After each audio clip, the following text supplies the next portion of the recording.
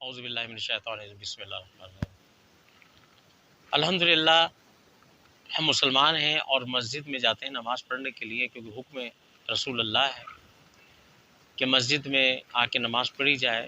اور آپ نے فرمایا کہ اگر میرا بس چلے تو جو لوگ گھروں میں بلا عذر نماز پڑھتے ہیں، اگر مجھے بوڑھوں کا، عورتوں کا اور بچوں کا خیال نہ ہوتا تو ان کے گھروں کو میں آگ لگا دیتا، کیونکہ اجتماع کرنا ہے، ہم نے اجتماعیت مسلمانوں کی دکھانی ہے، اور اجتماع کا بڑا فائدہ ہے، جماعت کا بہت فائدہ ہے، 27 گنا ہمیں فائدہ ہوتا ہے، ثواب ہوتا ہے۔ بات یہ ہے کہ جب ہم مسجد میں داخل ہوتے ہیں تو ہمیں سب سے پہلے اعتکاف کی نیت کر لینی چاہیے، نہ کہ ہم جماعت میں جب کھڑے ہو رہے ہیں، کیونکہ نماز کے ہم کھڑے ہو رہے ہیں، اب تو ہمیں بات کرنی نہیں ہے۔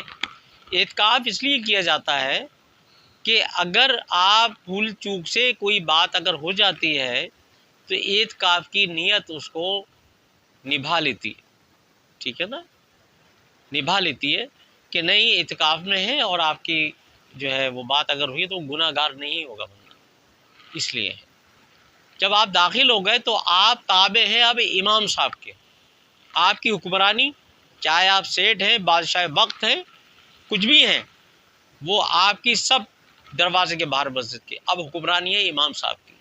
خواہ امام صاحب کروڑ پتی ہوں، لکھ پتی ہوں، لیکن علم ہے ان کے پاس، اللہ نے ان کو ایک اختیار دیا ہے جماعت کرانے کا، ان کے پاس حافظ قرآن ہے، وہ یا نہ بھی ہوں، نادرہ ہے، لیکن چونکہ مسلح پر ہیں آپ کے سامنے، آپ نے ان کو منتخب کیا ہے، جو کابینہ ہوتی ہے اس سے منتخب کیا انہوں نے، ٹھیک ہے، ان کا معاوضہ باندھا ہے آپ نے، ہدیہ باندھا ہے آپ نے۔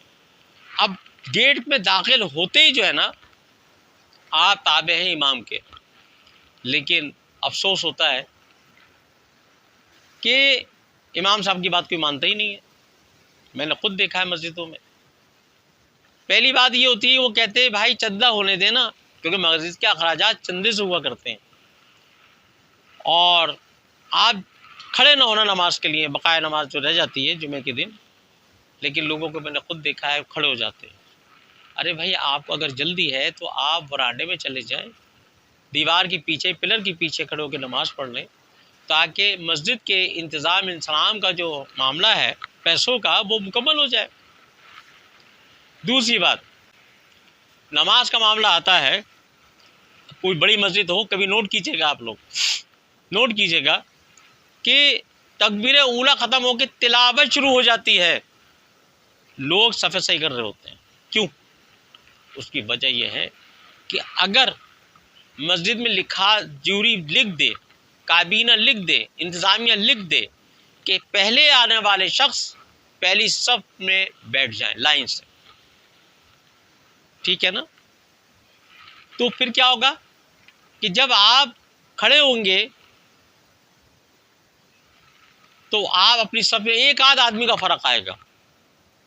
ابھی میں خود نماز پڑھ رہا تھا پیچھے جمعے کسی اور مسجد میں، تقریباً سورہ فاتحہ شروع ہو گئی اور لوگ صف بندی کر رہے ہیں، پھر بھی میرے پاس ایک چھوٹا سا گیپ رہ گیا، کیوں؟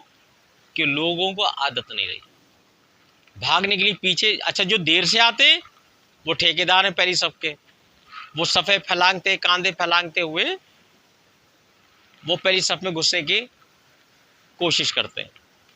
اب امام صاحب کیوں نہیں بولتے بیچارے کہ حالات ہر آدمی کے خراب ہیں، ان کی منتخب تنخواہ کر دی ہے انہوں نے،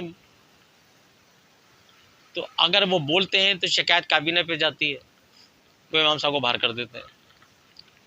جب اتنی عزت امام صاحب کی تو آپ کی نماز ہی نہیں ہوگی اس امام کے پیچھے جس کی عزت نہ ہو۔ میں نے کیا کہا کہ امام بادشاہ ہے آپ کا، سربراہ ہے اس وقت، اور حاکم ہے آپ کا۔ کیوں ہے حاکم؟ کیونکہ امام سے آگے ایک لمحہ بھی آپ نے کوئی ارکان کر لیا تو آپ کی نماز گئی، کیونکہ حکومت اس کو ملی ہوئی ہے نا۔ آپ نے سنا ہوگا نا، ایک ہی صف میں کھڑے ہو گئے محمود و ایاز، نہ کوئی بندہ رہا نہ کوئی بندہ نواز۔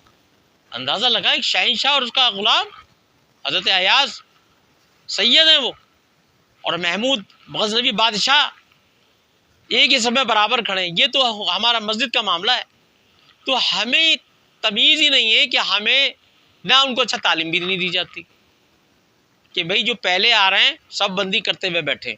طریقہ یہی پہلے سب، اب جب جماعت میں لوگ کھڑے ہوتے ہیں تو امام صاحب کہتے ہیں پہلی صف کو مکمل کریں، پھر دوسری کو، یا اگر پہلے ہی ہو جائے، ٹھیک ہے نا۔ اچھا کل مسجدوں میں جب امام صاحب اللہ اکبر کہتے ہیں نا، کھڑے ہو جائے سب سیدھی کر لیں، پہلے یہ ہوتا ہے۔ اب چونکہ سنت ہے بیٹھ کر تکبیر سننا، حی علی الصلاۃ پہ کھڑے ہونا، تو اب یہ کیا تذبذب انسان کا ہوتا ہے۔ کوئی کہتے ہیں یار ہم کھڑے ہو کے نیت باندھیں پہلے، یا تکبیر سن کے نیت باندھیں۔ تکبیر سننے کے اندر یہ معاملات ہیں، لوگوں کو عقل نہیں ہے اس بات کی کہ بھائی جب آپ ٹائم سے آ گئے تو پہلی سب کو مکمل کریں، سیدھے ہاتھ کی پھر الٹے ہاتھ کی کریں، پھر سیکنڈ کریں، پھر تھرڈ کریں۔ اس میں کیا ہوتا ہے، آپ کی تکبیر اولا گئی، ثواب کم ہو گیا۔ پھر اس کے بعد یہ چندے کا معاملہ جو ہوتا ہے، اس دوران لوگ کھڑے ہو جاتے ہیں، اپنی سنتیں پڑھ رہے ہیں۔ اب کیا ہوگا، اب وہ یا تو آگے پیچھے ہو کے جائے گا یا اس کا پیسے کم ہو جائیں گے، کیونکہ مسجدوں کے اخراجات پورے نہیں ہو رہے۔ آپ دیکھ لیں، تو بات یہ ہے کہ ہمیں مسجدوں کے آداب سیکھنے چاہیے، اور جو امام صاحب کہہ دیں سمجھ لو اس کے آپ ان کے حکم کی پابند ہیں آپ، بس اس کے علاوہ کچھ نہیں ہے۔ اگر آپ ذرا بھی آڑے ٹیڑھے ہوئے تو وہ نماز ان کے پیچھے آپ کی ہوگی نہیں، اور جو نمازیں پڑھی بھی ہیں نا وہ بھی گئیں۔